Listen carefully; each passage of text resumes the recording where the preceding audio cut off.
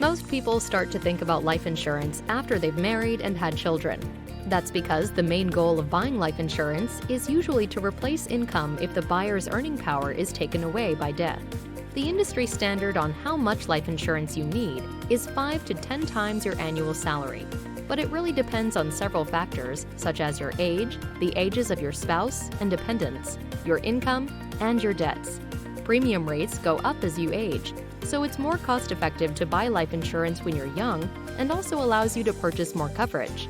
You can use the ages of your dependents and spouse to judge the amount of income replacement they'll need if you die.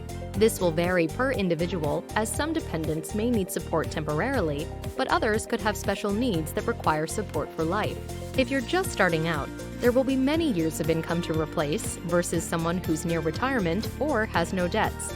A 50% income replacement is a starting point suggested by some experts. Your mortgage, car loans, and any other debts should be included in your insurance planning. Also factor in future education for your children. Life insurance is an important investment that can help substitute your income and maintain your family's current standard of living upon your death. If you'd like to learn more about the right life insurance policy for your family's needs, give us a call or stop by our website today.